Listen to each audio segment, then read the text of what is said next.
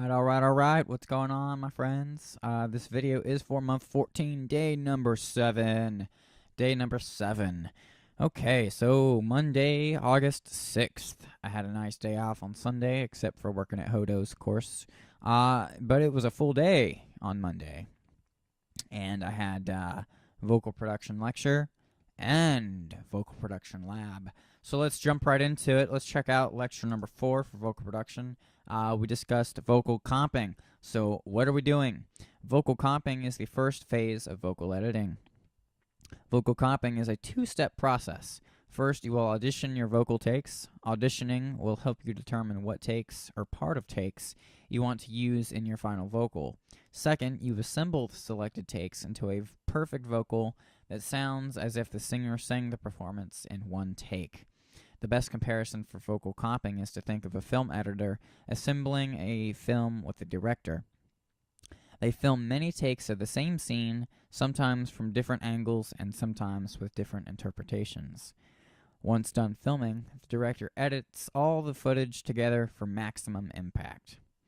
There you go, folks. That's what it's all about. So we looked at the listening drills. This is where the listening drills that we have come in. And the ones that we were to focus on for this one was the glitch drills and the waveform reading drills to get us prepared for the lab that night. And we looked at, why are you, like, what to look for in certain things. Like, in the biggest thing was, remember the 5 things to look for, performance, tuning, pocket, dialect, and timbre. Let's see, tracking concepts to use while comping. Again, performance, all that stuff. And it's got, like, questions like, for performance, which is the strongest performance out of these takes? Which one impacts me the most? And can I improve the overall performance of the assembled comp using parts of other takes that I have? So again, we were kind of presented with questions of how to type, how to kind of judge these types of things, and just all really good points. And matching performance, you want to make sure that, like, as you're comping, everything flows well, because sometimes what'll happen is, like, you'll kind of be focused in on whatever little part you're on, but in context, does it make sense? Does it flow? Does it sound good with the rest of everything that's going on? So the selection process, you want to take notes. I actually took some pretty good notes. You know what? Why don't I show you real quick? Let me go and grab my notes. So hang tight for just a second.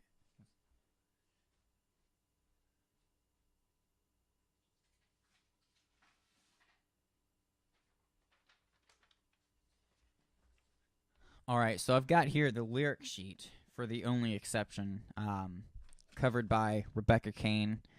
That was written by Paramore. Anyway, so my portion of it, well, okay, this is what notes look like. Okay,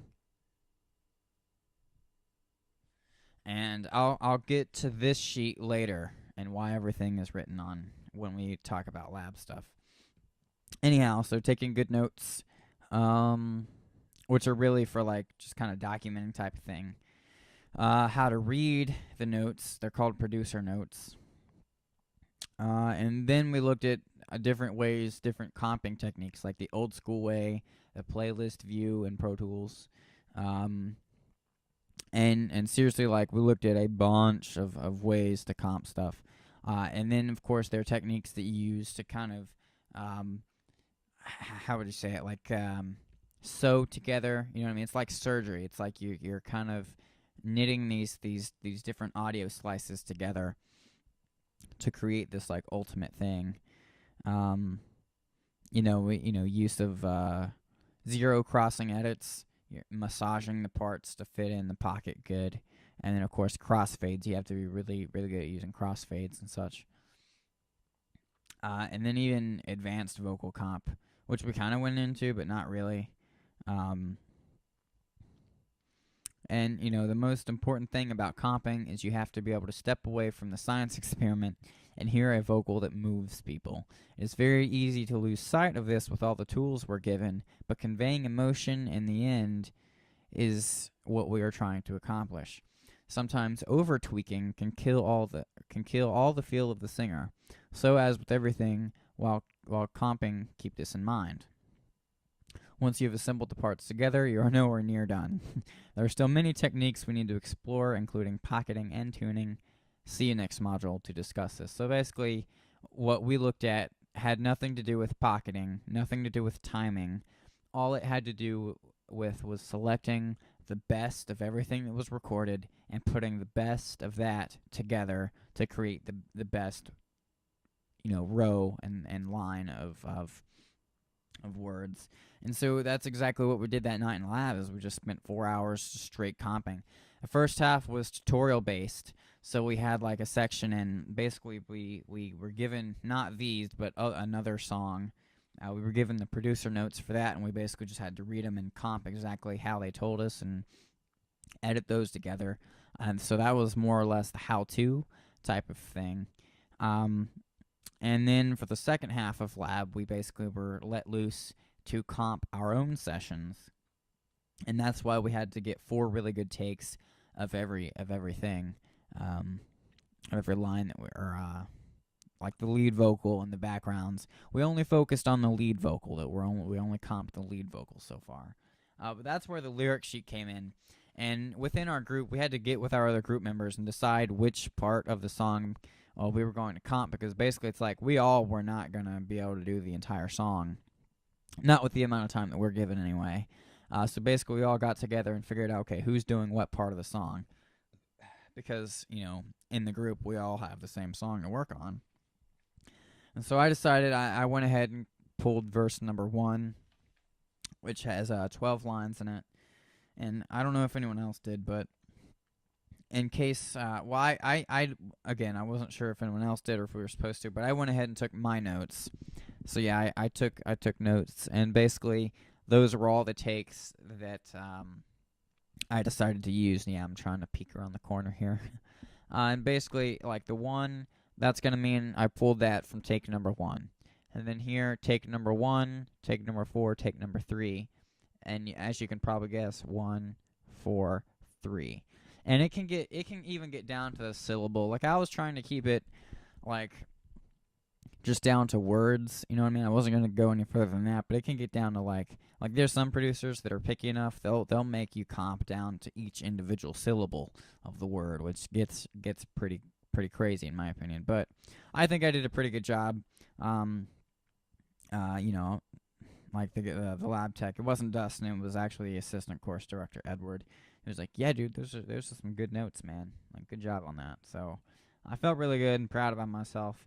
And the thing about it, though, like, I've got to say, like, this lab, this month is really awesome because, like, in songwriting and development, the lectures are like labs in the sense that we're always creating music and trying stuff out.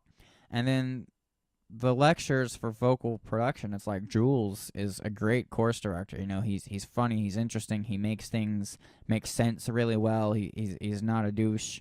You know what I'm saying? And then the labs for vocal production are engaging. Like, the first lab kind of was just a show up. The second lab was because I felt like shit that day.